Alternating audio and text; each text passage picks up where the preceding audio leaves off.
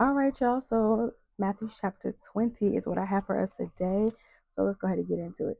So Matthew chapter 20 records Jesus' teachings, interactions, and healings as he and the disciples continue to travel towards Jerusalem. It begins with the parable of the laborers in the vineyard. The parable follows Jesus' statements about the disciples' eternal reward for following him.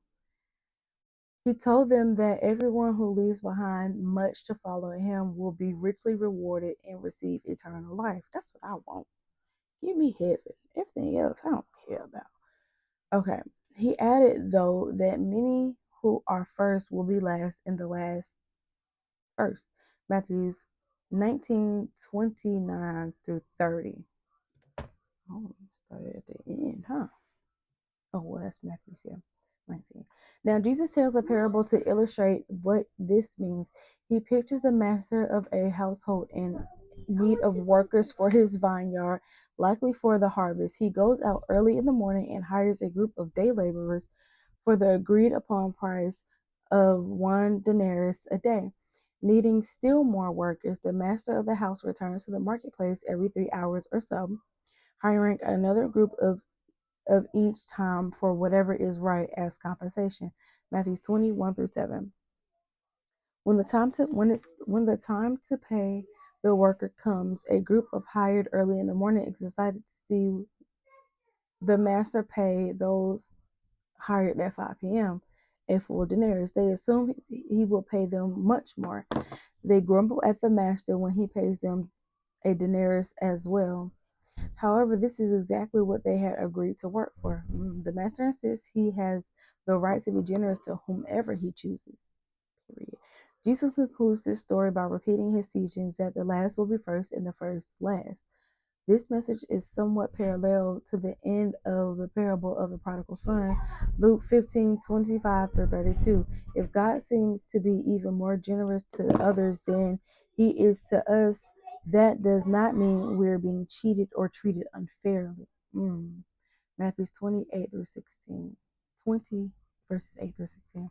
Next, Jesus clearly tells the disciples for the third time, Matthew 16 and 12, 21, excuse me, and then Matthew 17, 22 through 23, that when they reach Jerusalem, he will be condemned to death by the Jewish religious leaders and then handed over to the Gentiles to be mocked, flogged, and crucified. He adds that he will be raised on the third day.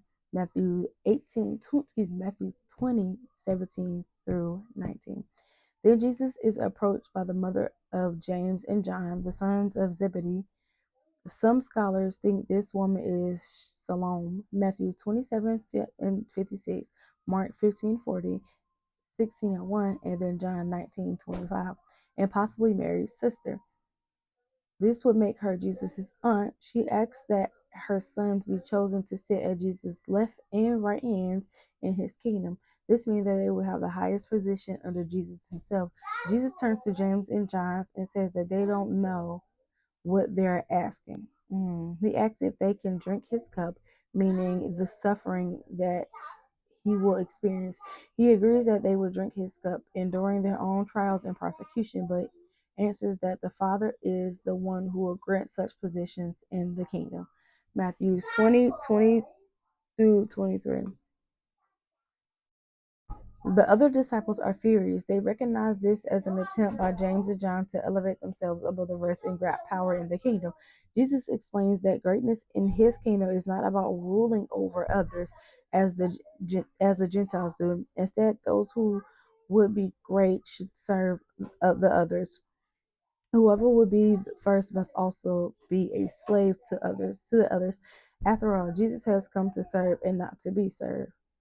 This is a lesson he will demonstrate in a very personal way when he washes the disciples' feet during the Last Supper, John 13:12 through 17. As with his lesson on rewards, Jesus continues to challenge assumptions about greatness and power. Matthew 20:24 through 28. Finally, the two blind roadside beggars call out to Jesus while he is passing them on the way to Jerusalem. They ask him to have mercy on them and call him the Son of David, the name for the Messiah.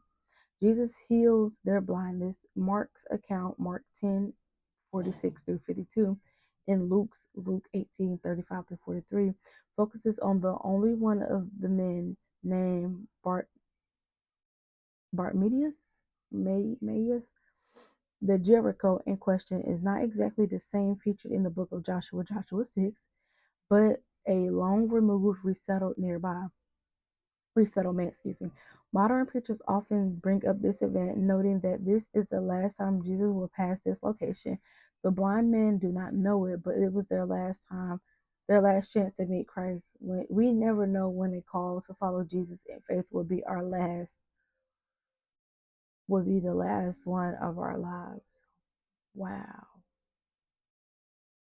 And that's Matthew 20:29-34. Wow.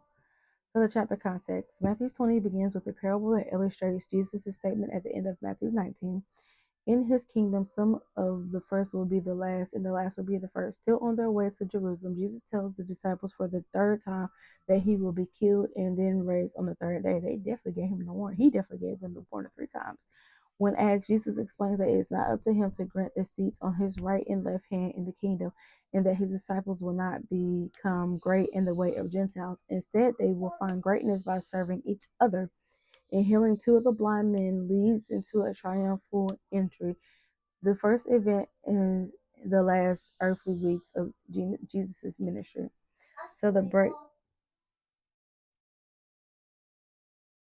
breakdown part 2. Matthew 20 teaches that God's grace is a gift, not a wage, and is not giving generously to all.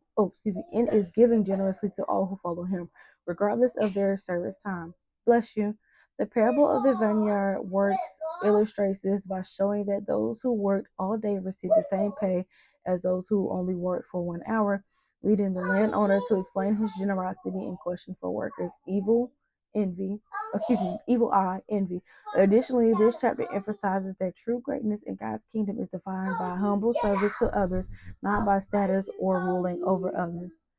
Hey, you're not fighting nobody. Park it. The parable of the workers in the vineyard, Matthew 21-16. The story: a landowner hires workers throughout the day for his vineyard. At the end of the day, he pays all of them the same wage, even though some worked only for an hour. The complaint: the workers who labored all day protested, complaining they received the same pay as the latecomers. The Lord's response: the landowner points out that he did not act unfairly, but was simply generous, and asks if the workers are jealous of his kindness. Woo. The meaning: 1. God's grace. It reveals that God's grace and salvation are gifts, not something earned by extensive effort. 2. Humility. It calls believers to reject the tendency to compare themselves to others or demand preferential treatment, instead to accept God's gracious gifts.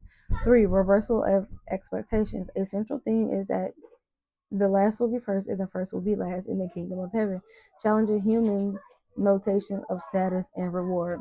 So the next one is teachings on the great Gentile, on the teachings on greatness in service, Matthew 20:17-28. Prediction of suffering. Jesus foretells his upcoming crucifixion in Jerusalem. The disciples' request. James and John's mother asked Jesus for her sons to have privileged positions in his kingdom, causing further disagreement among the disciples.